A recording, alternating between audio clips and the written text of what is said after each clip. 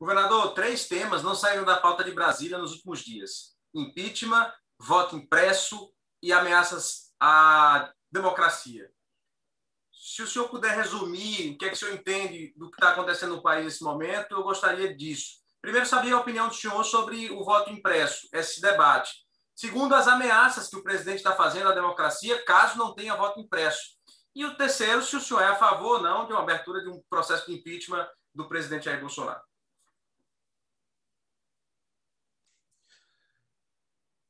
O voto impresso, né, não há nenhum elemento objetivo que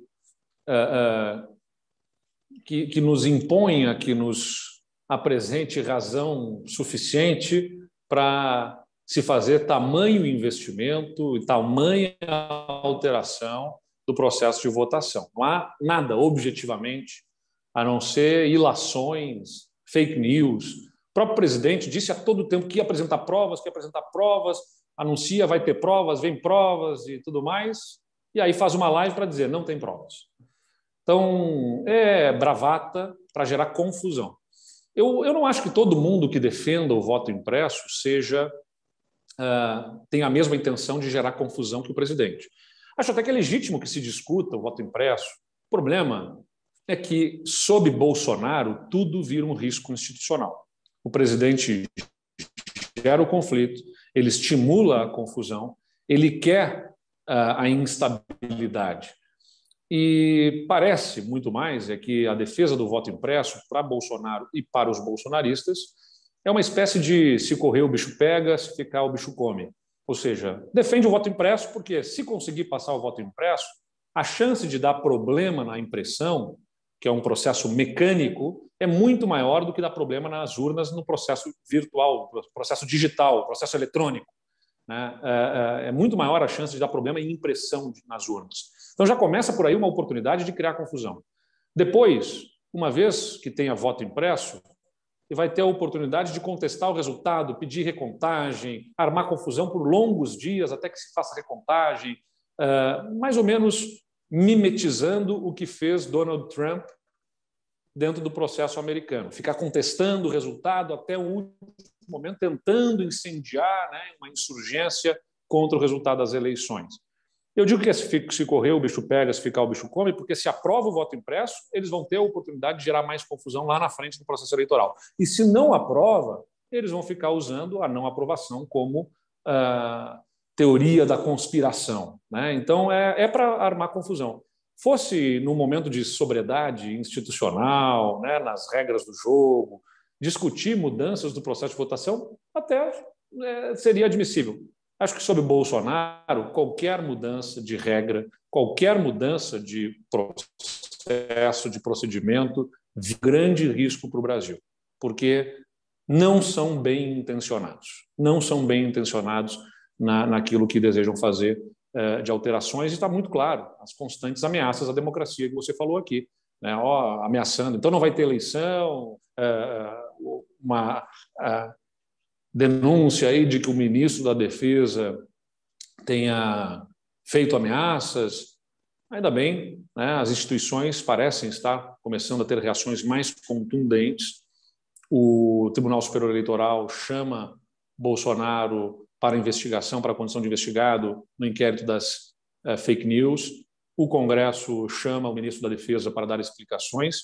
Eu espero que se mantenha nessa linha as respostas de forma contundente, porque a ameaça à democracia ela é como aquela história do sapo, né, dentro de uma panela com água morna que vai esquentando. Quando se dá conta, já é tarde demais. Então, essas ameaças vão esticando a corda, vão gerando a instabilidade, vai uma constante teste, né, um constante teste até onde as instituições vão aguentar. Quando se dá conta, talvez possa ser tarde demais. Eu não sou adepto a teorias conspiratórias, mas parece muito claro que há razões suficientes para que haja resposta contundente do ponto de vista institucional, como começa a aparecer aí, e a gente espera que seja delimitado, né, sejam colocados bem claros os limites tanto ao presidente quanto aos seus seguidores na forma como devam atuar sobre esses temas. O impeachment ele, né, parece haver suficientes razões para que abra-se um processo. O presidente já deu diversas razões. É um processo político, né, de decisão política sobre o seu encaminhamento com base em fatos, né, com base jurídica, mas a base jurídica já existe. O ambiente político, bom, este é a se observar ainda, porque impeachment não se faz só dentro do Congresso, né, ele se faz com apoio nas ruas. É a soma da perda do apoio político com a perda do apoio popular que faz com que o impeachment tenha prosseguimento.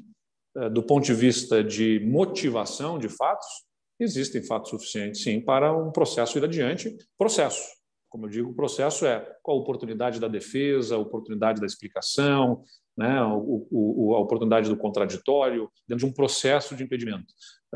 As condições políticas parece que ainda não chegaram ao ponto de que esse processo seja levado adiante. Eu não torço para o impeachment, não pode se banalizar o impeachment, mas eu também não acho que se possa permitir que se banalize a presidência da República, especialmente num período de pandemia, porque a gente está falando de vidas humanas colocadas em risco, mais colocadas em risco, vidas que já se perderam por conta da atuação lamentável que o presidente tem tido na condução do país. Pronto, queria só fazer mais uma pergunta, governador, porque eu vi há pouco que investidores colocariam o seu nome como favorito numa eventual disputa com o ex-presidente Lula, né? O seu nome seria o melhor para a terceira via. Só que o governador de São Paulo, João Dória, há algum tempo vem se apresentando como essa opção, criou uma áurea de uma disputa interna dentro do PSDB, iria tudo ser definido numa convenção, né, em novembro, salvo engano. Queria saber até que ponto sua candidatura é real, até que ponto há essa disputa interna dentro do PSDB, se o senhor abriria mão disso para abrigar, né, a candidatura de Dória, e se também haveria a chance de uma candidatura puro sangue, uma candidatura, o senhor fazendo a dobradinha com o governador João Dória. Governador, eu vou emendar só para... Olha, eu queria emendar para poder ganhar tempo. O senhor está disposto... finalizar. O senhor está disposto a criar uma frente ou participar de uma frente democrática, independentemente do nome ser do PSDB? Porque isso, inclusive, é uma defesa de Pedro Cunha Lima. É só para encaixar aí essa pergunta na fala de Angélica.